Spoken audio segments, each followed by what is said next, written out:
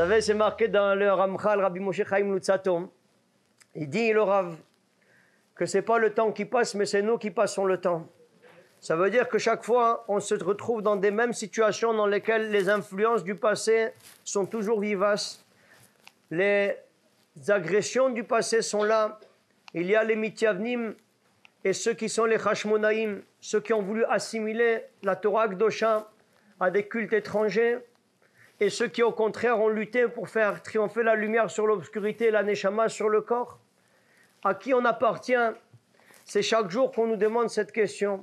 On n'est pas en train de commémorer, comme on se mettrait là-bas, l'armistice, là, comme on dit chez nous. Ils viennent sur les drapeaux, ils sont en train de se rappeler de ce qui s'est passé devant le monument aux morts, d'une date qui a été mémoriale. Ce n'est pas un mémorial, Rabotai. Naase Venishma, ici et maintenant, chaque jour, Akadosh Baruch Hu, il nous propose la Torah. Chaque jour, on est confronté à ce conflit entre la lumière et l'obscurité, entre le bien et le mal, le Yetzera Tov et le Yetzera Ra. Est-ce qu'on va s'assimiler aux autres cultures où on va être fier de notre identité, de la clamer et de la porter haut comme l'étendard qui sont nous sommes les enfants d'Hachem, nous sommes ses ambassadeurs et ses ambassadrices à travers le monde. Est-ce qu'on va être fier de ça ou est-ce qu'on va avoir honte de ça? Est-ce qu'on va être mitbayej de notre identité, vouloir aspirer aux us et coutumes des nations, ou au contraire, on va chérir la Torah, miprinet, vaikbali bo bedarke Hashem, de s'enorgueillir d'être les enfants d'Akadosh Baruch Hu, de ce patrimoine et de cet héritage dont nous sommes les porteurs? Est-ce qu'on est fier de ça ou est-ce qu'on s'en cache? C'est les fêtes de Hanouka. La Gemara nous dit dans Masechet Shabbat à la page Kafalef, Maï Hanouka, nous dit Rashi sur place, sur quoi symbolise-t-on le miracle de Hanouka? Quand les Grecs sont rentrés dans le Echal HaKodesh, Timouat Kol Hashmanim, ils ont impurifié toute l'huile, ils ont impurifié tout le Mikdash qui était sacro-saint, ils ont voulu le profaner. Et même l'huile, c'est quand même quelque chose d'assez notable, de voir que même l'huile, ils ont voulu la mépriser et la souiller. A priori, c'est peut-être des concurrents de l'huile d'olive Puget. Je ne sais pas qu'est-ce qu'ils avaient contre l'huile. En tout cas, on ne comprend pas trop pourquoi ils ont voulu s'en prendre à l'huile, mais on va comprendre dans quelques instants. Ils ont été métamés tous les Shemanim. Quand ils ont été Gavrou la Malchut Hashmonaïm, Rabota, une armée de 13 personnes. Shitad Rashi avait 13 Hashmonaïm contre des centaines de milliers d'ennemis redoutables, des guerriers Rabota qui étaient très aguerris dans l'arc de la guerre. Ils sont arrivés à dos d'éléphants, avec une armée la plus puissante au monde, des gens qui sont très forts, qui font l'athlétisme, qui font là-bas les Jeux Olympiques. Et voilà qu'ils sont arrivés contre des petits gringalets de la prairie qui sont en train de tourner des pages de la Gemara, c'est le seul sport qu'ils faisaient. Il y en a qui ont voulu dire c'est les Maccabis et tout, ils font genre l'équipe de foot et tout, des solides et des costauds, et Rabotai qui raconte ça à quelqu'un d'autre. C'était des gringalets de qualité supérieure là-bas, le seul sport qu'ils faisaient c'est passer les pages de la Gemara. Et voilà Rabotai comment les Méatim l'ont emporté sur les Méroubim. Comment Rabotai, ces gens qui étaient des théorim, ils l'ont emporté sur les Tmeim. C'est Oske Toratecha sur les Edim. Et ça, c'est le grand miracle. Mais la Gemara nous dit, ce sur quoi on a symbolisé le miracle de Hanouka, ce n'est pas sur la victoire d'une poignée d'hommes contre des centaines de milliers, mais sur le fait qu'une fiole d'huile a duré 8 jours à la place d'un jour. Les Shana Abba, Kavu Shmona Yemot Shel Alel, Ve'oda'a, l'année d'après, dit la Gemara, ils ont fait 8 jours de reconnaissance, de gratitude à Dieu pour ce miracle de cette fiole qui a duré pendant 8 jours à la place d'un jour. Demande les commentateurs.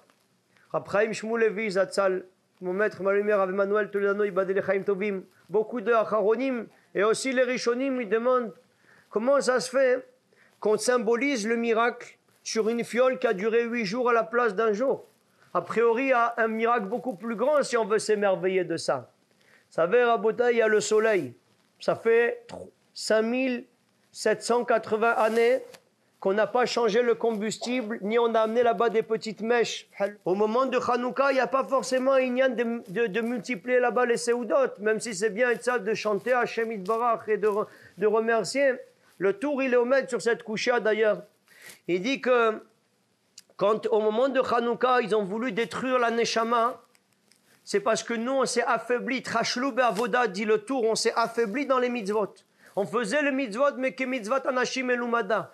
On faisait les choses de façon robotique et rébarbative et redondante, sans y associer la dimension du cœur qui est pourtant centrale comme dit la Gemara dans Maseret Sanhedrin à la page Kouvav, à la page 106, Rachamana li babae, ce que Dieu veut c'est le cœur. On faisait les mitzvot sans y associer la dimension du cœur. Kadosh Baruch Hu, il a dit, vous aviez la possibilité de faire les mitzvot et vous ne les avez pas fait avec le cœur, d'étudier la Torah, c'est interdit pour vous de les faire. Le tikkun, c'était de faire la Torah b'mesirut nefesh, que celui qu'on le trouvait en train d'étudier, on lui écrasait sa cervelle, on le docker becherev, on le tue avec une épée, il fallait faire cette chose b'mesirut nefesh. Ils ont voulu tuer la neshama, c'est la raison pour laquelle le zecher de le shoresh du problème, c'était la neshama qu'on ne s'est pas suffisamment investi. La punition, c'était de tuer la neshama. Le zecher, c'est d'allumer cette lumière qui ner mitzvah vetorat or, que c'est la neshama. Et c'est se souvenir en remerciant et en reconnaissant à Kadosh Baruch Hu que la louange est l'expression de l'âme. Azameral loy behodin, qu'on va prier, on va remercier à Kadosh Baruch Hu toute notre vie, puisque c'est cette voix qu'ils ont voulu attenter. Cette voix, nous devons la faire rayonner. À l'inverse, au moment de la fête de Purim, nous dit le Tour, le problème était, nous dit la Gemara dans Masechet Migila, pourquoi les ennemis d'Israël ont été passifs de la peine d'extermination? Ils ont profité et joui de la Seuda d'Achashverosh. C'est le corps qui a joui, c'est le corps qu'on a voulu détruire. C'est la raison pour laquelle la tikkun, c'était la mortification du corps par tsumu alay al torkluv al tishtush lo shayamim. Il fallait jeûner, keneged la hana, le profit physique qu'on avait eu, il faut jeûner pour faire sortir le profit physique. Et le zecher, puisque c'est le corps qu'on a voulu détruire, c'est d'être méhané le gouffre, de faire cette fois-ci un mishté leshem mitzvah, pour nous dire que puisque le corps on a voulu le détruire, le corps nous allons le satisfaire. D'ailleurs, Abel Hanan Wasserman, il demande un petit peu sur ce concept-là. C'est quelque chose de tout à fait insolite que de voir la riposte qui a été donnée aux agressions qu'on a voulu nous faire. Vous savez, en droit international humanitaire, il y a un principe qu'on appelle le principe de la légitime défense. Il existe aussi dans la Torah, comme l'orgo, si quelqu'un il vient te tuer, tu dois te sauver de lui et tu dois être prêt à riposter, à lui ôter la vie avant qu'il t'ôte la tienne. C'est marqué en droit international que si quelqu'un t'attaque à l'arme blanche, tu dois attaquer à l'arme blanche. On t'attaque avec le fusil, tu attaques avec le fusil. On t'attaque au point, au point. Ça veut dire que la riposte, elle doit être proportionnée. Ici, on voit quelque chose de tout à fait incroyable. Au moment de Purim, ils nous ont attaqués physiquement. On a répondu comment, Rabotai? Avec des tfilotes. Au moment de Hanouka, ils ont voulu nous attaquer spirituellement. On a riposté comment? Par la force. Ouais. La proportion de la riposte. On t'attaque physiquement, réponds physiquement. On t'attaque spirituellement, réponds spirituellement. Au moment de Hanouka, on a voulu nous ôter notre neshama, on aurait dû prier. Au moment de Purim, ils sont venus nous mettre le tarif avec physiquement, on leur fait le sliman avec des coups et des planchettes japonaises. Il te dit comment ça se fait, Rabotai, qu'ici on a voulu nous ôter notre neshama, on fait des guerres physiques, ici on a voulu nous ôter notre gouffre, on va lutter avec la tefila. Dire Abrel Hanan Wasserman Hashem comme d'amour un yesod incroyable. Ki ner mitzvah vetorat or ner Hashem nishmat adam neri beatra necha beyadi. Ma bougie elle est dans ta main et ta bougie elle est dans ma main. C'est-à-dire Aboudai Kadosh Baruch Hu dit si vous gardez ma Torah je garde votre neshama. Quand on vient s'en prendre au gouffre du Ham Israël, le gouffre Abotai, Akadosh Baruch Hu c'est lui qui le garde. Il est Memouné, il est responsable, Shomer Israël, Shemor Sherit Israël, c'est lui qui nous protège. Personne ne peut faire quoi que ce soit au Ham Israël si ce n'est pas Akadosh Baruch Hu qui en a décidé ainsi. Comme dit la Gemara dans Maseret Ruin à la page 7. Rien ne peut se faire si ce n'est que Dieu a permis. Physiquement, personne ne peut nous atteindre. C'est Dieu qui nous garde et qui nous protège. Par contre, quand on vient, c'est la raison pour laquelle, quand ils sont venus lutter avec nous physiquement, la riposte était de se tourner vers Hachem Yitbarach et de se répandre en tfilote pour déchirer le Xardin qui a été décrété contre nous parce qu'on s'est éloigné d'Hachem Yitbarach. La façon de pouvoir avoir la vie sauve, c'était de faire tchouva et de revenir vers Akadosh Baruch Hu par des tfilotes, de la tachanounim. C'est Dieu qui est responsable de notre garde rapprochée, notre garde du corps. Hachem Shomrecha, Hachem Tzilecha. C'est lui notre ombre, c'est lui qui nous garde, c'est lui qui nous accompagne, c'est lui qui est notre mélavé. Gam qui est l'air beget salmavet lo irara qui ataï m'a dit, c'est Dieu qui doit me garder. En revanche, Raboutaï, Quand on vient s'en prendre à la Neshama, ça veut dire qu'on s'en prend à Kadosh Baruch Hu. Si jamais ils s'en prennent à notre Père, c'est nous qui devons riposter et payer le prix de notre vie. C'est pour ça qu'au moment où ils ont voulu falsifier le message divin, qu'ils ont voulu galvauder la parole d'Hachem, il a fallu qu'on puisse sortir au charbon pour montrer à Kadosh Baruch Hu que jamais on laissera attenter à Kadosh Baruch Hu.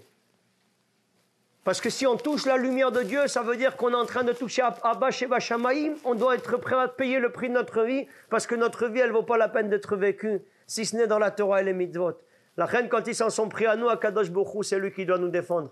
Mais quand ils s'en prennent à Abba, c'est nous qui devons sortir pour le protéger. Comme ça répond Rabel Chadan Wasserman. Kol od she'aneshama bekirbi modani lefanecha melechai vekayam. Akadosh Baruch Hu, il m'a donné la vie, Rabotai, c'est un cadeau précieux. Chaque jour qui se passe, on doit dire Modéani lefanecha, lever les yeux à Koucha Berich ou le dire Babarbi, merci que tu m'as donné la vie, tu m'as donné la force, tu m'as donné la santé, je peux courir, je peux marcher, je peux aller me porter solidaire de Am Israël, de faire des teilim, des tfilot, d'aller dans les hôpitaux, visiter les gens qui sont laissés pour compte, d'aider les veuves, d'aider les orphelins, aider les gens Rabotai qui sont ici dans ce monde-là. Ça, Rabotai, quand nous on est capable de sortir comme ça veut dire qu'on a compris qu'on n'est que de passage. Mais malheureusement, le monde dans lequel on est, parfois on s'installe là, on se trouve dans un confort qui est illusoire, on nous fait miroiter qu'on est là pour l'éternité, que l'homme, comme il dit le Zohar Kadosh, il pense qu'il est éternel et qu'on est venu dans ce monde-là pour bronzer sur les plages de Freshman et Freshwoman, Hadek Fijam soit sur la plage là-bas, Hadek Shwarma, voir quelle est la qualité du bronzage intégral qu'il a, Hal Sonarikel, le caméléon de la prairie, et ça. À Botaï, les gars, ils sont là, ils entendent la musique, ils se mettent là-bas en train de bronzer d'un côté de l'autre, ils vont là-bas à l'Intercontinental, le Citadel, aux 6 étoiles, ils voient l'étoile en plein jour quand ils voient l'addition. Mais c'est pas grave. Il t'a dit, le gars, il a perdu de vue, t'es venu dans ce monde-là, Habibi, Bedil, Bayavor, t'es là pour faire les mitzvot, t'es là pour faire la Torah. Chaque seconde que Dieu il te donne à vivre, rentabilise-la et remercie Hachem Idbar et du lit au Darabal Hachem que tu me donnes le mérite. Une fois dans l'année. Il y a une lumière qui descend du ciel et qui nous permet de voir clair sur la finalité de notre vie, sur le fait qu'on n'est que de passage. C'est le moment de Hanouka, où cette Adlakat Amenora, c'est la lumière de la Torah qui nous éclaire les yeux sur les sentiers sinueux de l'exil dans lequel nous sommes. Au monde allume, c'est marqué 30 minutes après la Adlakat Nerant, il y a un Edratson qui est très très puissant. Il faut faire des tfilotes pour les enfants. C'est marqué Aragil Bener Avian Lebanim Talmidei Chachamim. Celui qui fait bien attention aux nérantes de Shabbat, aux nérantes aussi de Hanouka, il a le mérite d'avoir des enfants qui chérissent la Torah. Chez Neymar Kiner Mitzvah Vetorat Or. Cette lumière, Rabotai, qui a duré pendant 8 jours à la place d'un jour, elle est symbolique. Parce que c'est la lumière de la Torah qui est notre vie, qui est la lumière de nos yeux. Cette lumière, comme on sait que la Torah chez Béal Pé, elle était au moment de Bet Amikdash, Nimshelet avec le Menorah. La Menorah, Rabotai, le Aaron Kodesh, c'est Torah chez Birtav. L'Arche Sainte avec la Torah, et Torah chez Béal Pé, c'est la Menorah. Comme c'est marqué dans la Gemara, les Arkim Yadrim, celui qui veut devenir Chacham dans la Torah, dans la Mida, il va se tourner un peu vers la droite. Celui qui veut devenir rentier à Wall Street, il va se tourner un peu vers la gauche. Il te dit pourquoi? Parce que le Shulchan, l'hôtel de Misberg, c'est le symbole de la Parnassa, il se trouvait à l'ouest, dans le Bet Amikdash. Et la Menorah, qui est le symbole de la Torah, elle se trouve à droite. J'ai vu des gars pendant la fête de Hanouka, c'était Fhal de Toupi là-bas, il va être Zochel Olamazé là-bas. Ils ont voulu manger au Shté Shulchanot. Il t'a dit, c'est ça, Shlomo Ameler. Il t'a dit, si tu as choisi la Torah, Hachem, il te donne aussi la bracha, n'aie peur de rien. Il te donnera de quoi accomplir ta mission dans ce monde. À Botaï, la Gemara, la Midrash Rabbah, dans Bereshit, nous apprend sur les psukim de Bereshit tous les exils successifs par lesquels les Bnei Israël ils allaient passer. L'exil de Bavel qui a duré pendant 70 ans, l'exil de Parasoumadai qui a duré pendant 52 ans, l'exil de Yavan qui était 180 années et l'exil que nous sommes en train de vivre péniblement de Édom qu'il arrivera au moment de Mashiach Tzidkenu. C'est marqué que Yaakov est venu dans le rêve de l'échelle. Il a vu des anges qui montent et qui descendent. Ils doivent descendre parce que les anges ils sont dans le ciel. C'est les exils. Ils vont monter ces mzrobim sur nous. Ils vont grimper là-bas. Et après, ce genoun, il va descendre. Ça veut dire que l'ange, après qu'il nous a dominé 70 ans, il est tombé. Il nous a dominé 52 ans, il est tombé. 180 années, c'est les mzrobim des Grecs qui sont tombés. Les mzrobim des Dom, ils sont montés, ils ne sont pas descendus, ces marboulim là. C'est World Trade Center là-bas, il est grand, il a commencé à descendre, c'est bientôt la fin. Il te dit, Rabotai, les gars, ils sont montés, il dit, comment ça se fait qu'ils ne descendent pas? Il a eu très peur. Il a dit, peut-être que ces gens-là, ils vont monter, jamais ils vont descendre. Al-Tirav dit Yaakov, n'aie pas peur. Même si jamais ils montent et qu'ils perchent leur nid entre les étoiles. Im ben kochavim sim kanecha. C'est le drapeau US qui a là-bas les 50 étoiles et tout ça dessus. Il t'a dit, Misham moritra neum Hashem, je les ferai descendre de là-bas. On a une Kabbalah Rabotai de Chachmenu Zichronam Nivracha, que quand l'exil de Édom il va s'écrouler, ça voudra dire que c'est l'émergence du Mashiach Tzidkenu. Dès qu'ils vont dégringoler le dernier exil, ça veut dire qu'il viendra directement le Mashiach Tzidkenu, Ben David, il va nous... Et c'est marqué dans la Gemara, dans Sota, chez Tichle, Proutaminakis, jusqu'à ce qu'on soit départi de tous les shkalim et tout, je crois qu'on y est bientôt. Voilà, l'euro, il a pris très hafara, c'est tout. Moi, je vous dis, celui qui est un économiste, il peut croire en Dieu, juste avec l'économie. Tu dis, nous, on est le seul pays dans le monde où il n'y a pas de gouvernement depuis 8 mois et demi là-bas, et c'est très hafala, ça leur donne à tous. Tu dis, le shekel, il monte, et toutes les autres, ils ont là-bas des gouvernements, des gars, ils dégringolent, le shekel, nous, on n'a pas de gouvernement, et très high, c'est un truc de fou, mais bon, c'est pas grave. À Botaï, on nous dit donc, le Mashiach Tzidkenu, il arrivera au moment où la dernière exil, il va s'effondrer. Il nous dit, tous les exils, ils sont décrits dans les psukim. Les psukim de Bereshit. Comment on décrit l'exil de Yavan, des Grecs? On nous dit, Rabotai vechosher merafefet al peneteom. Et l'obscurité, elle va planer sur la face de l'abîme. Zomalchut Yavan, c'est la royauté des Grecs. Chez Irshiru eneem shel Israël migzeroteem. Ils ont obscurci les yeux des Bnei Israël par leurs décrets négatifs. Et Amro, ils ont dit, Kidvu lachem al keren ashor. Écrivez sur la corne du taureau que vous n'avez pas votre part dans la Torah de Dieu. À Botaï, si on nous avait dit qu'il y avait un exil qui symbolise l'obscurité, je crois que le dernier qui serait arrivé en tête des sondages de Sofres et de l'IFOP, ça aurait été à Botaï des Grecs. Les Grecs, c'est la philosophie des Lumières. C'est l'Agora, c'est Platon, c'est Aristote, c'est Socrate. C'est des gens, Rabotai, qui se disent être sur les Pléiades d'Athènes et avoir des élucubrations d'esprit, de grandes idées qui sont très très puissantes et très grandes et très avant-gardistes et très lumineuses. Comment se fait-il qu'on les appelle les gens obscurs alors que c'est les gens qui sont censés être les plus grandes lumières de tous? On m'aurait dit c'est des Hutus et des Tutsis du génocide rwandais qui ont massacré à la machette dans le génocide rwandais. Ceux-là, ils sont Khel, Basil Volé, Abedi Pelé. Tu dit ceux-là, tu peux dire que c'est dedans qui sont obscurs. Et tu dit mais ceux-là qui sont les porteurs de la lumière et du message de la bandère humanitaire à travers le monde, on a du mal à comprendre pourquoi la Torah nous les qualifie comme des gens qui sont obscurs. Irshichu eneem shel Israël migzeroteem. Rabotai, les Grecs nous expliquent notre maître, notre lumière, Rabbi Yaakov Toledano Zecher Tzadik Kadosh Livracha. Il rapporte les paroles du Ramchal et du Ramban Nachmanide, des paroles très édifiantes qui vont nous faire comprendre les conflits auxquels on est confrontés aussi, nous, dans notre génération. On nous dit, cette obscurité, ce sont les Grecs. Les Grecs sont obscurs parce qu'ils refusent le concept et l'idée même de la lumière. Les Grecs sont des rationalistes. Ils sont des gens cartésiens. Ils ne croient que ce qu'ils voient. Il te dit, Rabotai, je ne crois que ce que je vois, les choses qui sont transcendantales, qui sont surnaturelles, qui dépassent l'entendement, ça, c'est des choses contre lesquelles ils veulent lutter de façon farouche. On voit les choses sur lesquelles ils ont légiféré, c'est pas sur les mishpatim, qui sont des choses intelligibles, ne pas tuer, ne pas voler, mettre des tribunaux. N'importe qui comprend que ce sont des choses qu'il faut faire. Contre quoi ils ont voulu légiférer, Moraï Verabotai? Ils ont voulu légiférer contre les choukim, comme on dit dans Bimea Titiaou Ben Yochanan Kohen Gadol, les avicham, les ashkicham et toratach ou les aviram mi choukeretzonach. Ce sont les choukim qu'ils ont voulu atteindre, des lois sans explication logique. Pourquoi ils se luttent contre les choukim? Ils ont lutté contre le Shabbat, ils ont lutté contre le Limud Torah, ils ont lutté contre le Mikveh, Taharat HaMishpach avec le Chodesh, ils ont lutté contre la Brit Mila. Tous ces éléments sont des choukim. Bechukotai telechu amala shel Torah. Tiu amelim batora, nous dit Rashi au nom de Torah de Kohanim, dans le premier Rashi de Parashat Bechukotai. Tu dis, Bechukotai telechu, si vous allez dans mes voies, venatati shalom ba'aretz. Gishmechem beitam, les pluies en leur temps, la paix dans le monde, pas de stérilité, la fécondité des bœufs, que des miracles. Le sroud de la Torah, Rabotai, c'est lui qui est la pierre angulaire du monde. Sans Torah, Kdosha, tout retourne au Tohu-Bohu. Allez dire à des Grecs, Rabotai, que c'est le sroud des petits-enfants de Talmud Torah, de Beit Vagan, de Bnei Bronx et de Me'acharim qui tiennent le monde entier.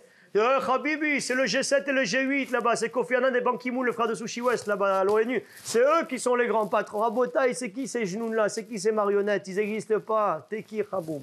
C'est des gens qui sont là-bas fictifs. Nous, on sait, c'est une Gemara dans Maseret Shabbat, Avkuf Yotet, Kol Haolam Kulo Med Alevel Piem Shel Tinokot Shel Bedraban. Le monde entier, il repose sur le souffle pur des enfants qui étudient la Torah. Ces enfants qui sont mitmasrim comme des lions dans le Limoud à Torah, c'est eux qui tiennent le monde entier. Va expliquer ça aux Grecs, aux Américains. Va expliquer ça au gouvernement qui coupe les aides des familles nombreuses, qui veulent faire Tarbourat Siburit à Shabbat Kodesh, qui se battent à Botaï depuis des mois pour paralyser tout un gouvernement parce qu'ils veulent enrôler les tenants du monde dans l'armée de terre alors qu'ils font partie de l'armée de l'air à Botaï. On est Tzvaot Hashem, on est l'armée de l'air, c'est nous, Chel HaAvir, l'armée d'Akadosh Baruch Hu. On est des pilotes de chasse, on étudie le chasse. C'est des genoux, les gars. Il te dit, les gars, ils croient que... Imaginez-vous, moi je leur ai dit, papa, les gars, ils viennent me dire, Rabbi, pourquoi ils vont pas à la yeshiva? J'ai dit, imagine-toi un type qui sait construire les avions fantômes. Les avions fantômes, c'est des gars qui volent très très bas pour ne pas qu'ils soient repérés par les radars des ennemis. Il faut avoir une vue perçante, il faut avoir une concentration Hatsuma. Rav Nachum Diamant, dans la yeshiva de Rav Drouk, à Netivot Olam, chez nous à Bnei Bronx, il y a là-bas des anciens chefs d'état-major et des grands patrons de l'armée qui se sont recrutés dans l'armée de l'air, l'armée d'Akadosh Baruch Hu, de Chel Hashem, des Tzvaot Hashem. Ils sont venus, ils étudient la Torah. Imagine-toi, c'est le type de l'avion fantôme. Habibi, Shivion Banetel, il faut tous partager le fardeau. Donc on va prendre un éplucheur de pommes de terre, il va devenir un conducteur d'avion fantôme. Ouais, il va finir par une Kukfit Shamsuya là-bas. En une seconde, Raboda, imagine un type qui pèle les oranges et les pommes de terre, il va conduire, mais Habibi, les filles, ça devient un Zalouk en une seconde. Il va s'éclater la tête dans le premier obstacle, il va le prendre. Et le gars, Raboda, ça c'est encore à la limite, tu peux dire le gars, il va faire là-bas, il va mettre le bracelet rouge de Baba Salé, la pierre bleue de là, tu fais les you quand il va le faire toi. Il fait des trucs de superstition, il va prier Baba Salé sur sa tombe et tout, et peut-être qu'il aura la vie sauve. Mais le plus grand bisbouze et la chose la plus grave, c'est comment, Rabotai, on veut que le gars de l'avion fantôme, il vienne te peler les épluchures d'orange. Il te dit, un type qui sait faire là-bas l'avion fantôme, on va le bisbouze, on va le gâcher pour faire là-bas. Il te dit, ceux qui étudient la Torah, c'est les chefs d'état-major du monde. C'est eux qui donnent la force à nos frères qui sont soldats, qui sont au front, de garder courageusement les frontières, comme la Gemara dans Masechet Makot Daf Domdot Ayuraglenu Besharei Yerushalayim. Les pieds des combattants, ils tiennent au front par le sroud de ceux qui steigen la Torah comme des lions, qui sont même Mitatzma Be'olah Shel Torah, qu'ils étudient avec tout leur cœur. Aboudaï, la Torah, c'est un chok et c'est ça qui tient le monde. Celui qui conteste cette évidence, c'est un kofer bakol. On ne peut pas discuter avec lui. Et c'est pour ça qu'il y a des types qui ne veulent pas rentrer dans la coalition parce qu'ils veulent empêcher le kioum du monde. Il avait dit une fois, notre maître, notre lumière, Abraham Kanevski, que j'étais avec lui tout à l'heure, il a dit le Rebbe Rabotai, il a dit à Netanyahou, quand ils ont voulu faire le Chok Tal, ils ont voulu l'abroger, ils ont voulu annuler la loi qui dispense les étudiants des yeshivot d'aller dans l'armée de terre parce qu'ils sont déjà recrutés dans l'armée de l'air et c'est les chefs d'état-major. Il leur a dit, dire Belek, Habibi, vous êtes en train de vous en prendre au dernier srout de Kiyum qu'on a ici. Le dernier srout de Kiyum, Rabotai, qu'on a dans la terre d'Israël, c'est le srout de Limoud Torah. Si vous en prenez à cela, c'est fini. Vous leur avez coupé l'aide aux familles nombreuses. Vous leur avez fait des conditions drastiques et draconiennes pour acheter des maisons, pour avoir des crédits, pour faire tout ça.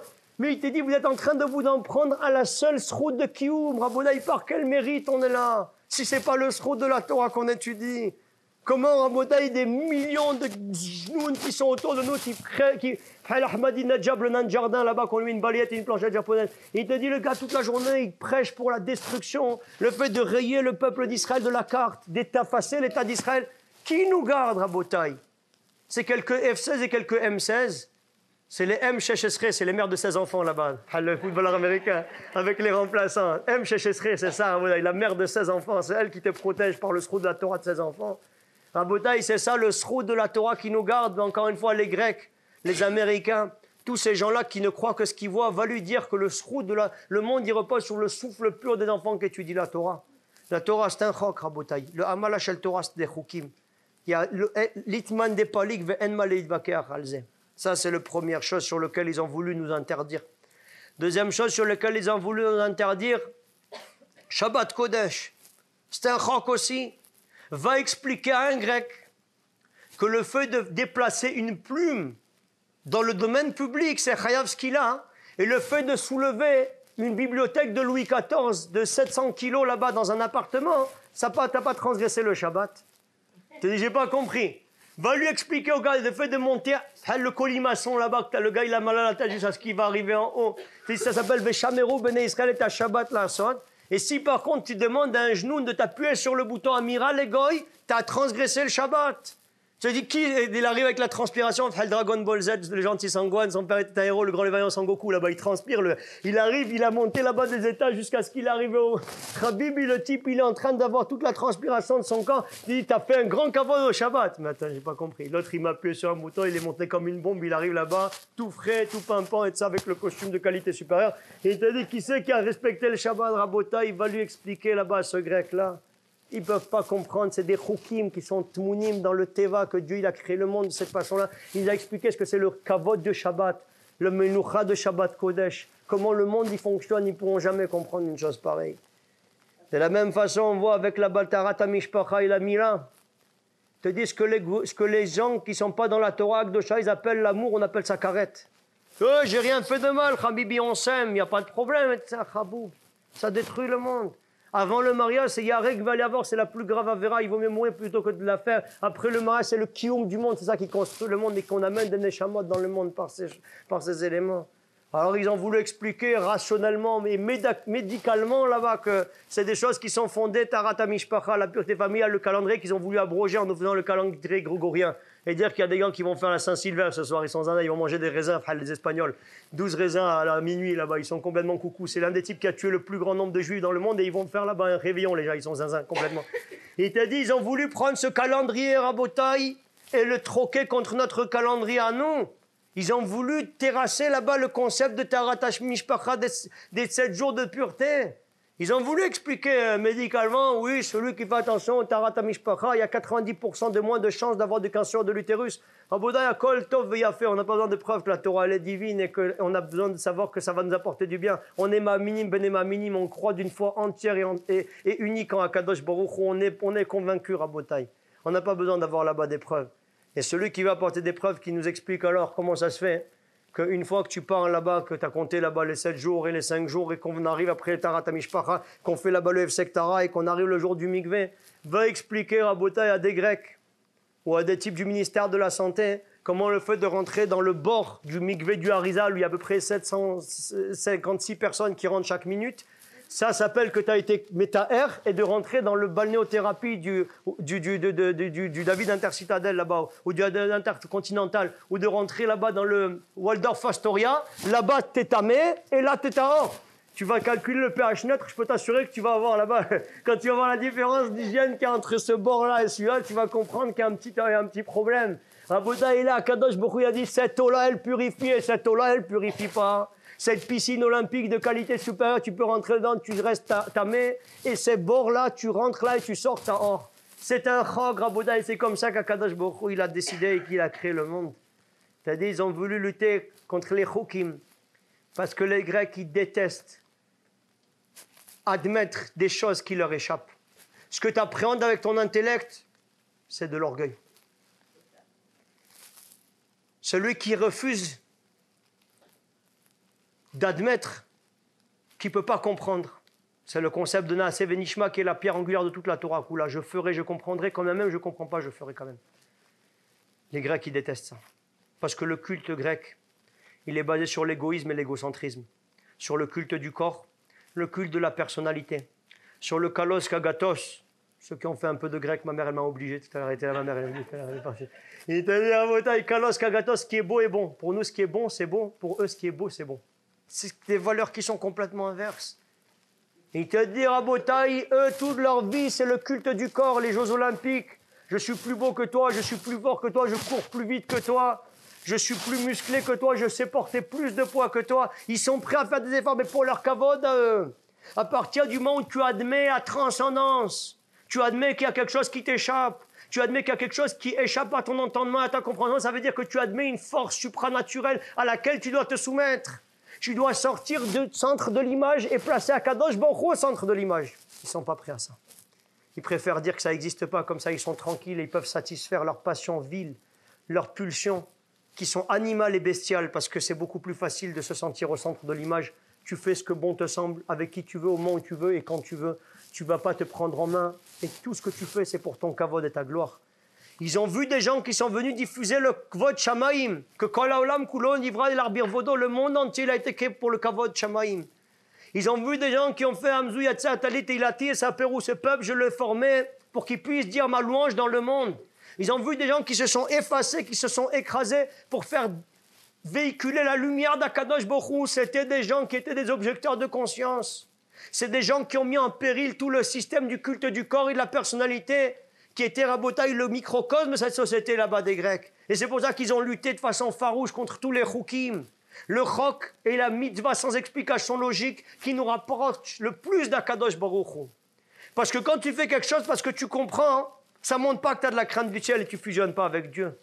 Parce qu'Akadosh Baruch Hu, il a dit à Avraham Avinu, Atayadati, qui est Relokimata, je sais maintenant que tu crains l'Éternel. Quoi, jusqu'à présent, il demande à Saba Mikelem. Il ne savait pas qu'il craignait l'Éternel. Il est rentré dans le feu à Okazdim. Il a pris sa femme, il y a eu toutes sortes d'embrouilles qui se sont produites. Il a fait combien de tsarot il a passé. La dernière épreuve qui est à Kedat Yitzhak, il dit, je sais maintenant que tu crains l'Éternel. Et quoi, avant, tu ne savais pas?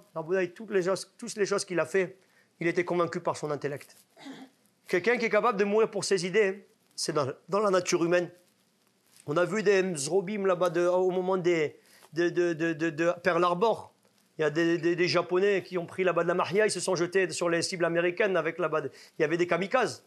Des gars qui sont capables de mourir pour leurs idées. On les voit aujourd'hui, ces Rechaïm qui sont capables de se faire éclater dans des bus. C'est pas ça la gadlout. La force, et c'est ça qu'Akadosh Baruch Hu il dit, Atayadati qui gadol, qui irelokimata. Je sais maintenant que tu crains l'Éternel. La force, c'est d'être capable de se sacrifier pour Hachem contre ses idées.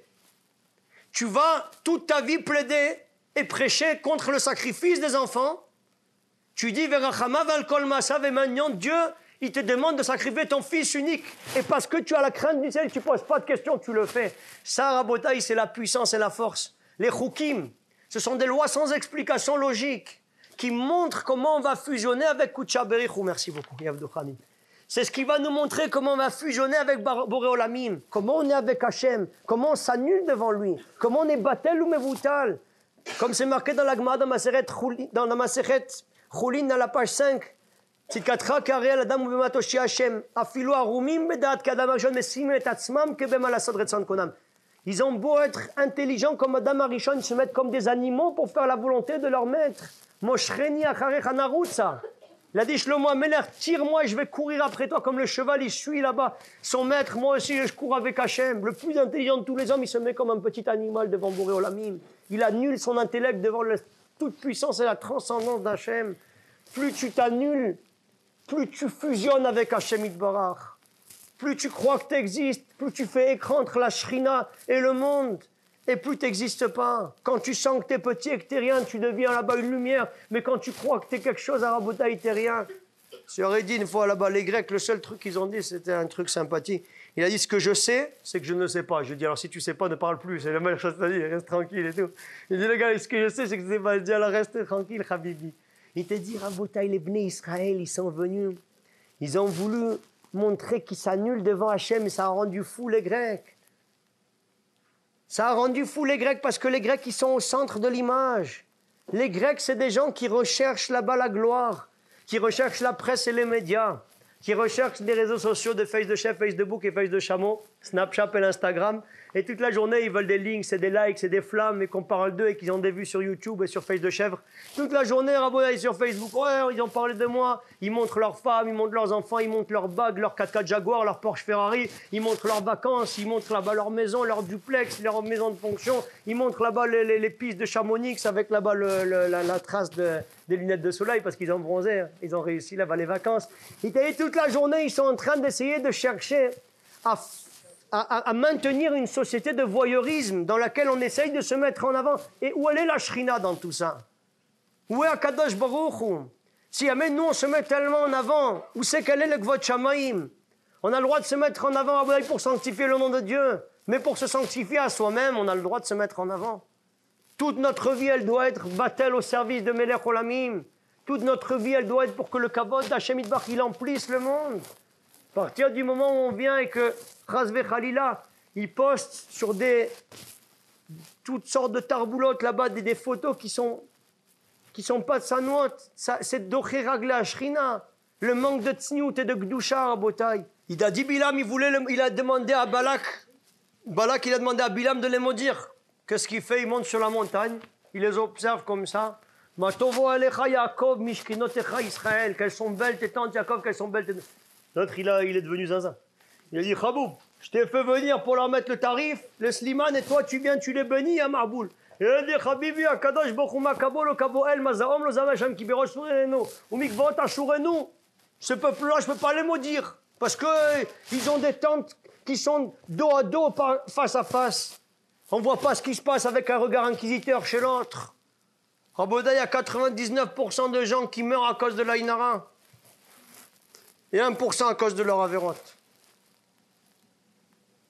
On va faire effondrer tout le système des réseaux sociaux, là. Ils vont appeler, ils vont mettre notre tête à prix sur la Face de Chèvre, là. C'est pas grave. On a peur de personne, Rabotaï. On fait ça pour la gloire du patron. Il te dit 99%. Il te dit parce que les tentes n'étaient pas dos à dos. Elles n'étaient pas face à face, elles sont dos à dos. Tu vois pas ce qui se passe chez l'autre. Aujourd'hui, Rabotaï, qu'est-ce qu'il aurait dit, Mzrob de Bilam? Les tentes, elles sont plus une en face de l'autre, elles sont une à l'intérieur de l'autre. On vit les uns chez les autres, on voit ce qui se passe chez l'autre. C'est une tsarasroura, Rabotaï, c'est Noravayom. Combien il faut faire attention à ça? Combien il ne faut pas mettre nos enfants dans des photos et les poster à toutes sortes de personnes dans le monde entier, qu'on voit ta photo, qu'on voit ta maison, qu'on voit ta voiture, qu'on voit tes vacances, qu'on voit ta femme, qu'on voit tes enfants, qu'on voit ton mari. Rabotaï, le regard, c'est quelque chose qui détruit. Vivons heureux, vivons cachés. Quand tu es caché, tu es tranquille. Yaakov Avinu, il a dit à ses fils, la matitraou, pourquoi vous vous montrez rassasiés devant les nations? Quand il y a eu la famine en Égypte, on a eu une bracha de qualité supérieure. On n'a pas eu besoin d'aller chercher là-bas de la nourriture, parce qu'on avait, tout le monde était la disette, et nous on avait là-bas des trucs de qualité. Il dit, Habibi, Yaakov Avinu, il dit, allez vite en Égypte. Mais papa, on a de quoi? Vous n'avez pas le droit de montrer votre bracha. Les gars, ils vont se dire qu'il y a quelque chose qui cloche là. Allez chercher de la... Mais on a déjà, c'est pas grave. Il ne faut pas montrer la bracha aux gens. Raboutaï, vous vous rendez compte? Yaakov Avinu, il a fait rentrer ses enfants en Misraïm pour aller chercher du blé pour ne pas que les gens ils lui mettent la inara. Il a fait rentrer par des portes différentes, quatre Kédékar qui l'ont pris pour des Méraglim. Pourquoi ils ne sont pas arrivés tous par la même porte? Il dit, vous êtes des Méraglim. Pourquoi? Parce que vous êtes tous arrivés par une porte différente. C'est notre père, il nous a dit, parce qu'on est beau et tout ça, il ne faut pas qu'on arrive tous, ils vont tous s'évanouir sinon. Il dit donc, chacun il est rentré par une porte différente, Rabotaï. Tu te rends compte de ce qui se passe ici? La Inara, Rabotaï, c'est marqué dans la Torah. Ça n'a pas pris sur la rouchniut, sur la spiritualité, mais sur la matière, ça a pris. Aujourd'hui, ils ont repris le créneau qu'il y avait au moment des Grecs, du culte du corps et de la personnalité des Jeux Olympiques, de la force, de la puissance, de montrer qu'on est là-bas et qu'on gère et qu'on a gagné les championnats du monde et qu'on court plus vite et qu'on est plus beau et qu'on est plus populaire et qu'on a plus de flammes et de likes et de links et tout. Je ne connais même pas ce que c'est parce que moi, vous savez qu'on a là-bas le téléphone de qualité supérieure, il est tellement caché que tu peux le manger, bah, au magnifique. C'est-à-dire un téléphone de qualité supérieure. Rabotaï, comme on a là-bas ces téléphones à l'ancienne et tout ça, on ne sait pas trop, mais les élèves, ils nous racontent et toutes les tactiques qui se passent. On a une yeshiva, nous, à Bnei-Bronx, Hachem. On fait une cure de désintoxication avec les élèves. C'est pas facile, hein. Vous pouvez applaudir, je peux vous dire, pas pour moi, mais pour les élèves, vous pouvez les applaudir. C'est des gars qui arrivent à Bodaï, ils ont le téléphone qui est incrusté là-bas dans le cerveau. Et petit à petit, on les sèvre à Bodaï. Et on arrive qu'ils arrêtent de devenir chèvres. Quand on les sèvre, on arrête de... Tu les sèvres, Habibi, petit à petit. Le gars, il n'a pas eu ça d'autre. Rabbi, je me sens pas bien, là. Je ne l'ai pas touché depuis longtemps. Et je dis, Raboub, t'inquiète pas, ça va te passer. Raboudaï, on rigole, mais c'est marqué que la dépendance de ces téléphones, elle est plus difficile de se séparer que des drogues dures. Pas du maror, de la combustion du maror, il parle avec les oiseaux quand ils fument des herbes révolutionnaires, que c'est aussi une grande maca dans le dos. Je vous parle de la drogue dure, Aboudaï, Maliboulaï, Malibu Coco, pour votre santé, attention à l'abus d'alcool, ils se mettent de la coco dans le nez. C'est plus facile de se séparer de la cocaïne que de se séparer des téléphones. Ils touchent entre 350 et 400 fois le téléphone chaque jour. Tu vois les types toute la journée, ils sont la main dans la poche, ils le touchent, ils le caressent, ils le regardent. Nous, on se bat pour les sevrer de ça. On les fait sortir de cette bulle, de ce monde de shaker, de ce monde d'apparence, ce monde de mensonges, ce monde du corps, ce monde du culte du corps et de la personnalité. Aujourd'hui, la dernière génération dans laquelle on vit, qui est l'exil de Édom, il a pris le relais de cette génération-là de Yavan. Et Édom, ce sont les mêmes lettres que Moda. Encore une fois, c'est la mode. Il disait Rabbi Falk de Gateshead. C'est-à-dire, c'est la mode, Rabotaï, qui est toute la journée en train de nous mettre devant les yeux qu'il faut paraître dans le coup et à la mode et branché et in et qu'on parle de toi et qu'on vote pour toi et qu'on passe des articles pour toi. Et toute la journée, c'est comme ça, Rabotaï. C'est pour ça que ces Réchaïm de Grec, ils ont lutté contre la lumière, qui est les choses qui dépassent l'entendement, qui est la lumière d'Akadosh Baruch Hu, qui est la lumière de la Torah, qui est les choses qui sont invisibles à l'œil nu et qui sont des choses qui t'obligent à te faire petit, qui t'obligent à te soumettre, qui t'obligent à t'effacer pour le Gvod Shamaim, pour le Kavod d'Akadosh Baruch Hu. Ils ont lutté contre les Choukim parce que c'est ce qui nous approche le plus d'Hachem. Ils ont lutté Rabodaï contre ça. Pourquoi? Et aujourd'hui, on voit des gens qui luttent contre nous.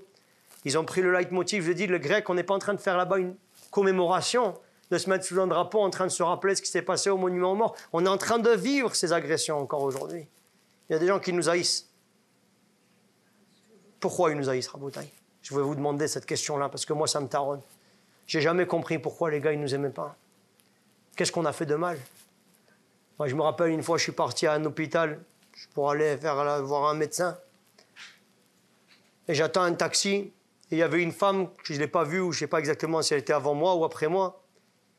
C'est Nora Vayom, Rabotaï. Il y a une sina, il y a une haine qui est viscérale, qui est à l'intérieur d'eux. Elle dit, hé, Choser Tarbout, toi, tu n'as pas d'éducation, tu vois pas que j'attends le taxi. J'ai dit, bah, moi aussi, j'attends, j'ai rien fait de mal. Qu'est-ce qui se passe? Je t'ai pas vu, ouais, vous pensez qu'à vous, vous êtes des paradis. J'ai dit, purée, t'as mal choisi le gars. Il t'a dit, moi, j'existe pas. Hein. J'ai dit, moi, toute ma vie, je tourne dans le monde entier, je rapproche les enfants d'Akadosh Baruch Hu et je diffuse le Gvod Shamaim. On ne mange pas, on ne dort pas, on est là-bas de tous les côtés dans le monde entier. On aide des filles qui n'ont pas d'argent pour entrer dans les séminaires, des enfants, des garçons pour les faire entrer dans les yeshivot. On a fait toute notre vie, on l'a consacrée à Akadosh Baruch Hu, ni de jour, ni de nuit, ni de famille. J'ai dit, moi, quand j'arrive chez moi à la maison, ils font les youyou. J'ai fait parfois, quand j'arrive chez moi à la maison, je fais le rachaman de l'invité, là. Rachaman, le truc de l'invité, je fais. J'étais dans l'ascenseur, quand les gars ils me voient arriver, ils me disent, vous venez d'habiter, ça fait 12 ans que j'habite là-bas. Le gars de la Macolette, il me parle en anglais, il croit que je suis un touriste et tout ça du coin. Il dit, ah, Ouda, ils n'ont pas d'idée, tu parles sur un autre, t'es qui, toi, Yajnoun? Qu'est-ce que tu as fait pour l'homme Israël? Qu'est-ce que tu as fait pour être Torem pour le peuple juif? Est-ce que tu as aidé des veuves, des orphelins, des gens qui n'avaient pas pour se marier, des gens qui étaient dans le besoin, des gens qui étaient dans la difficulté? Tu as fait quelque chose une fois dans ta vie? Tu as tes 3 Doberman qui sont dans ta résidence de parrain de la mafia, Tony Montana, le Montana, Hal Scarface là-bas, qui te prend pour le roi du pétrole, tu nages dans ta piscine là-bas olympique, et si quelqu'un a le malheur de s'approcher à 3 mètres à la ronde pour venir demander quoi que ce soit, un œuf ou de la farine, il se reçoit les œufs de Mardi Gras sur la tête, et le Doberman, on le lâche sur toi. T'es qui? Tu parles là-bas de Chesed. Qu'est-ce que tu fais pour te rendre utile? Rabodaï, je ne comprends pas ce qui leur arrive aux gars. Pourquoi ils haïssent ces gens qui étudient la Torah, qui sont les porteurs du monde? C'est eux qui sont les boucliers de tout le peuple d'Israël. Sans la Torah, on est fini. Et ils nous haïssent. Tu dis, ouais, ils font pas de recette. Tu as déjà vu les types à Boudaï d'Atsala qui arrivent en 1 minute sur tous les accidents en Israël? Le type, il est tombé du toit, il arrive le gars. Le type, il a une tomate cerise coincée dans la gorge, il arrive le type. Le type, il n'importe quoi qui s'arrive en Boudaï. Je me suis dit, ils ont le chemin de fourrage, les gars. Tarzan et Chita, ils arrivent avec leur papillote et tout ça. Ils ne comprennent pas comment ils arrivent aussi rapidement. Ils n'ont pas de jour, ils n'ont pas de nuit. Ils vivent à Botaï pour le Ham Israël. Ils s'occupent de tout le monde, que ce soit des Chilonim ou des Charedim ou des Datiléomim ou des Chardalim ou n'importe quoi. Ils n'en ont rien à faire, il n'y a pas de catégorie chez eux. Ils n'ont pas de kippour, ils n'ont pas de jour, ils n'ont pas de nuit, ils n'ont pas de Shabbat, ils n'ont pas de marin, ils n'ont pas de... Au plein milieu du bar mitzvah, le gars, tu peux le voir. Habibi, attendez, je reviens et tout ça. Attendez-moi pour le Birkat Hamazon. Il part, le gars, pour aller faire une intervention. Ils s'en sont pris récemment à comment il s'appelle, au Rav Firer. Ils ont fait un tollé général dans la presse, ils nous sont tombés. Comment ils peuvent s'en prendre à des gens comme ça, Rabotaï? Comment le type, il a sacrifié sa vie pour diriger les gens dans les hôpitaux, dans les endroits, les Shem Shamaïm pour la gloire de Dieu. Comment ils peuvent parler sur des gens comme Rav Hanana Tcholak de Ezer Mithiot, des Malachim, Rabotaï, sur lesquels le monde repose, sur la Torah et le Chesed, et les types, ils viennent et ils parlent. Vous savez pourquoi ils nous haïssent? C'est comme les Grecs. Ils t'haïssent parce que tu le déranges, parce que tu es un objecteur de conscience. Tu lui rappelles qui était son grand-père et qu'est-ce qu'il aurait dû être lui. Tu lui rappelles, Rabotaï, que lui, il a tout laissé, que son seul rêve, c'est de partir habiter. Et nous, ils appellent les antisionistes. La seule chose qu'ils font, c'est de partir en Thaïlande et de partir en Grèce. Et de partir, je connais des gars qui ont fêté Hanouka en Grèce. Je ne sais pas si tu imagines. Comme des gars qui vont faire Pessah en Égypte. C'est bien comme ça. Le gars, il est au Caire. Comme ça, il se trouve là-bas dans le repère spatio-temporel et chronologique. Ça fait plaisir. Te dire à Botaï, les gars, ils te parlent de toi. Les seules choses qu'ils ont de partir habiter le rêve américain, l'Eldorado, la course vers l'or, ils vont habiter aux États-Unis, au Dalai Lama, au Tibet, là-bas, avec des gars. À Botaï, ils parlent de qui? Il te dit, les gars, tu leur rappelles qui étaient leurs ancêtres. Ça les rend fous parce qu'ils sentent qu'ils ne sont pas en phase, en adéquation avec la vérité. Ou toi, tu es devant eux, et tu es un malach. Parce que tu essaies de bien te comporter, de te battre contre tes passions et tes pulsions, que chacun d'entre nous en a. Et on doit se battre comme des lions chaque jour de notre vie. Et quand il te voit, tu te dis, attends là, tu te dis, j'ai deux solutions. Soit je m'élève pour être en face de lui, soit je l'efface. C'est beaucoup plus facile d'effacer quelqu'un que de s'effacer à soi-même. C'est pour ça qu'ils veulent nous effacer, Rabotaï, parce qu'on les dérange. Parce que la lumière, elle dérange l'obscurité. Au royaume des aveugles, les borgnes sont rois. Si le type, il se trouve là-bas avec que des animaux, Khalmougli, le roi de la jungle et tout, Tarzan et Cheetah, des singes de qualité, et il te dit, voilà là-bas des singes qui sont là et tout, ben écoutez, nous, moi, on est des singes un peu plus évolués. Mais quand tu vois un malard qui sait travailler, qui va pas commencer à s'énerver sur son mari si jamais il a fait tomber la harira là-bas, le frossis de Kellogg's et le tigre est en toi là-bas, tu libères là-bas le tigre et tout, tu deviens fou. Tasmania, on devient zinzin parfois. Et il te dit, non, tu vas te retenir. Tu vas être capable de te taire au moment de la dispute, que le monde y repose sur toi. Et tu vas prier pour les enfants qui reçoivent toutes les brachot de la Torah, les manas, shalom, pour que le shalom et la shrina soient chez toi à la maison. Raboulaï, quelqu'un qui vit de cette façon-là, il oblige, il dérange. La reine, ils ont voulu lutter contre la lumière. Timouet kolashmanim. Kitvu lachem al keren ashor, écrivait sur la corne du taureau. Que vous n'avez pas votre part dans le Dieu d'Israël, ça veut dire quoi? Ils contestent l'axiome de base qui est marqué dans Shla Kadosh et dans Al-Shir. Ils me feront un sanctuaire et je resterai à l'intérieur d'eux. Chacun des peuples d'Israël qui se sanctifie, qui se purifie, peut être un réceptacle de la présence divine. Tu peux faire Achnasat Tochim de Dieu, tu peux l'inviter chez toi. La Shrina, Moraï Verabotaï, mes sœurs, elle est en galoute depuis presque 2000 ans. Qui c'est qui l'accueille chez eux à la maison? Ceux qui font attention à Shmirat Hainaim, à la Tzniut, à la Gdusha, au Lashonara, qui font une maison de Chesed, de Torah, qui font une maison où ils font attention, Rabouya, Kavod, de Banan al-Chavero, de faire ouvrir les portes pour qu'on rapproche nos enfants d'Avinu Sheba Shamaim. Il te dit, laisse tomber, Lachem Chelek, Beloke Israël, on est tous des behemoths. Ou Partsu Chomot Migdalai, Vetimu et Kol Hashmanim.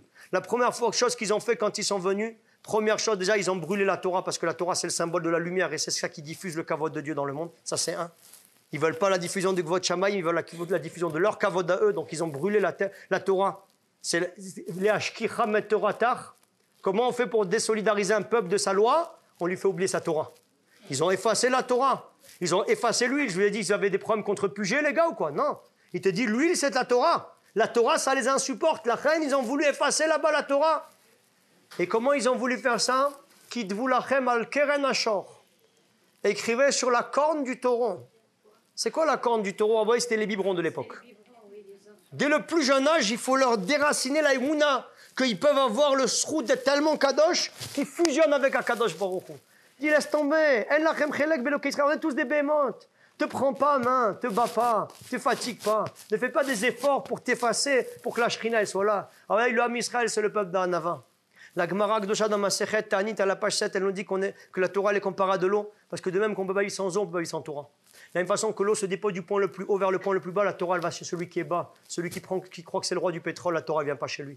Celui qui croit qu'il est chacham et qu'il est sage et qu'il peut apprendre de personne. Et Zéou chacham, pas celui qui enseigne à tout le monde, celui qui apprend de tout le monde. On a demandé les Chawra, comment ça se fait qu'on n'a pas voulu faire la commémoration de la victoire de 13 sur des centaines de milliers plutôt que de la victoire de cette fiole d'huile qui a duré 8 jours. Parce que Raboda, si on avait fait le culte de la victoire militaire, alors on serait retombé là-bas dans la spirale de ces Grecs-là, que c'est le culte du corps et de la personnalité. On sait très bien que les 13 qui ont réussi à gagner, c'est par le sroud de la Torah qu'ils étudiaient. C'est par le sroud de cette fiole d'huile de Yaakov Avinu, Ishtam Yoshev Ohalim, qui a étudié pendant 14 ans Hachem Ve'ever, et cette lumière qui a traversé toutes les générations. Et que Esav, quand il retrouve son frère et qu'il lui dit hey, « Frérot, comment ça va? Ça fait longtemps que je ne t'ai pas vu. Dis-moi quelque chose là. Qui sont ces gens autour de toi ?» Qui c'est? Tu crois que je les ai achetés au marché aux puces? Ben, c'est ma femme et mes enfants que Dieu m'a donné. C'est quoi la question qu'il demande? Tu vis dans la Touma de Haran, tu es avec la Vanavi Avot à Touma, le plus grand genoun du monde, et tu as des enfants avec des papillotes de qualité supérieure. Comment c'est possible? Qu'est-ce qu'il lui répond à Botaï? Avec ce bâton-là, j'ai passé le Jourdain. J'ai dit une fois au gars, attends, j'ai pas compris. S'il suffisait d'avoir des bâtons pour avoir des enfants de Sadikim, on arrête de vendre des gouttes de lumière et de ça, on va vendre des bâtons et on sera tranquille. Ça coûte moins cher en plus. Il t'a dit, tu prends un bâton, la baguette magique, on sait en plus que les coups sur la tête, ça marche plus aujourd'hui. Donc accordez vos violons. Il dit, Rabodaï, c'est quoi qui bémaquel avartiet tayar denazé? Et Eliphaz, quand il a poursuivi Yaakov Avinu pour le tuer sur l'ordre de son robe de père Esav, il a dit, tu vas me le tuer? Il a dit la Gemara dans Maseret Nedarim. Yaakov Avinu, il était pris dans un dilemme, Eliphaz. Il a grandi sur les genoux de Yitzhak Avinu, d'un autre côté, c'est le fils d'Esav. Il croit qu'il y a une mida depuis Kivud Avahem de tuer parce que son père lui a demandé. Il a dit, je vais te donner là-bas une solution. Le pauvre, il est considéré comme mort. Prends-moi tout ce que j'ai, sauf le bâton quand même, que je puisse nager un petit peu avec. Ouais. Et tu diras à ton père que tu m'as tué. Abouda, il lui a laissé que le bâton. Qu'est-ce qu'il lui dit? Qui bémakel avartiet tayar denazé. Qu'est-ce qu'il a mis dans ce bâton rabotaille de l'huile d'olive? Il lui dit, j'étais dans les nuits à Haran. Pendant ces 14 années, j'ai étudié la Torah. Après, je suis parti. 20 années, j'ai vécu avec lui. 7 ans pour Rachel, 7 ans pour Léa et 6 ans pour le bétail. Et tu me demandes comment j'ai fait? Tu me demandes comment j'ai réussi à tenir dans tout cet exil? Et comment j'ai eu ces enfants Malachim et Tzadikim dans l'exil? Qui bémakel, avec ce qu'il y avait à l'intérieur de ce bâton-là, il était rempli d'huile, avec Kiner Mitzvah Vetorat Or. Cette lumière, elle a repoussé l'obscurité. Et le fait que je suis resté attaché à la Torah pendant les nuits, malgré la parnassa, malgré les occupations, malgré le fait dans un endroit tamé, j'avais la Torah, c'est ça qui a fait que j'ai pu traverser le Jourdain, c'est toutes les épreuves. Mes sœurs, sachez une chose, la Torah c'est notre vie et c'est notre lumière. Il n'y a que ça qui doit nous accompagner dans les sentiers sinueux de l'exil dans lequel on est.